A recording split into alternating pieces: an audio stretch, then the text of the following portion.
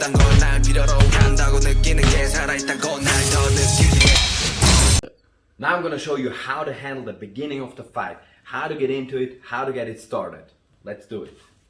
So when the fight starts, we talk about grappling here, but it's true for any fight. Most beginners, even many advanced people, do a mistake that they do very often in life. They just shoot into it. So when starting the fight, they're here and they look for that grand opening. They're like, yeah, maybe it's a double leg, wow, and they just go for it. And most of the times that grand opening will never happen. So they're here and they move around, always looking for that one big shot, and it never comes. And it holds them back a lot. Or they try to just, they just random shit go and they just move and blah. It's like bubbling a lot, and then they look for the grand opening, and none of that works. So they see that the professionals, they do a lot of these movements and they try to move and make, and then suddenly they enter and they're like, okay, so that means I need to just spaz around and see what happens, and it's not that. So when the fight starts, first of all, I will try to engage in a throw without him throwing me first. That means I need to go forward step by step by step and always be secured, like climbing up a wall. So when climbing up, I use one limb at a time, right? One step at a time, and I'll always secure again, each step. So first of all, we'll try to get a good fighting stance. Staggered, low, elbows tucked, chin tucked, hands up. I recommend a straight back. You can do the bend over if you like, but I recommend straight back like a duck. As my trainer always explained, like a duck. And I'll first try to just gain hand fighting advantage. So I'll try to touch the distance and I'll try to be on top of his hands. I'll not try to grab them right away. Try to be on top, and I'll start walking, and just to check out what happens. I make a couple steps maybe to the side, I'll see what he's doing, I touch his head, I'll see how he reacts to that. I'll maybe bend sometimes my knees a bit to just see when I lower my center of gravity, how does he react.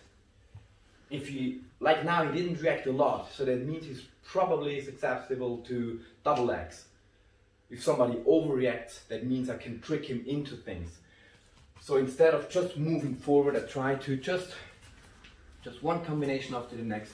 Then suddenly maybe, oh, now I get neck contact, and instead of just holding, as you've seen, I try to keep it moving, so that hides my other movements, and it teaches me how I can move him. If maybe he's easy to pull down, maybe he's easy to push to the left or pull to the right or go anywhere. Maybe his hands is easy to move. And especially if I go on top of the hand, usually I do not grab them. I just go on top because I stop his hand from coming towards me, and the only way would be for his hand to move around my hand. And when it does, new path open.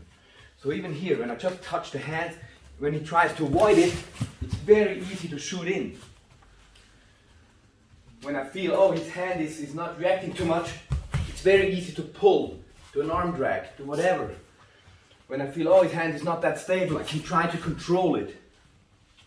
So it's always one step after the other. Whatever throw or takedown I want to do, if I show my intentions too obvious early on, I'm easy to counter. So again, simple baby steps. From here, fight starts, down, come in, touch the distance, maybe try to touch the knee. I just touch the knee to see, can I touch his leg? If his leg is too quick, wow, he's moving it out of the way.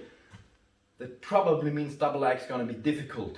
But if I can touch it, that gives me two advantages. First of all, I'm aware I can touch it.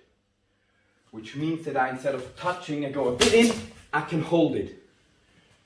And second, it conceals my movements. So another very common beginner mistake is that they try to load up their shots.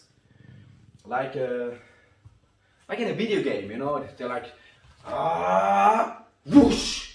And it's so obvious. Most beginners, when they try to go for the shoot, a short time before, they become still, they become concentrated, and then they shoot. But the difference in movement is so big from all the way still to going in all the way. It's so obvious that anybody can defend it.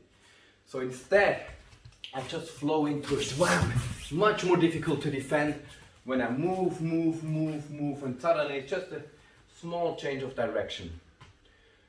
And is there any other thing?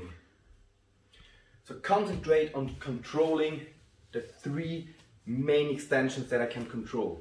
So arms, wrists, neck, and knee. So I want to control the thing that is furthest forward. Wrist, neck, knee. Or one step in, biceps, neck again, biceps, or even then underhooks, and then just keep on moving step by step by step by step. Any throw that follows will be entered exactly like this. One way will be open. It's impossible to defend every single attack. So I would not concentrate too much on one single attack. Or if you do, you'll need to have a vast amount of different setups for exactly that, to enter it from different ways. There's a good saying, I'll give it to you, is what happens once, maybe only happens once, but what happens twice, sure happens a third time. And if I know it, he knows it too. So I'll try to not do things 3 times in a row. Probably not even twice.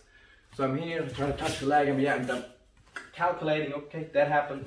Try to touch the head, okay, that happened. And now I'll see, oh, got head control. And then I'll see, is his arm open, is his leg open, one step after the other. And that's how you begin the fight in a grappling competition. Now you know it, time to practice. If you start any grappling fight, even a grappling randori, that's how to do it. Never shoot in blindly, always concentrate on small steps. Even if you have a set goal, do not be too stiff on it, and always small baby steps. And before the big attack, there needs to be some kind of foreplay, induce the fun, make your partner a bit malleable and fall into it.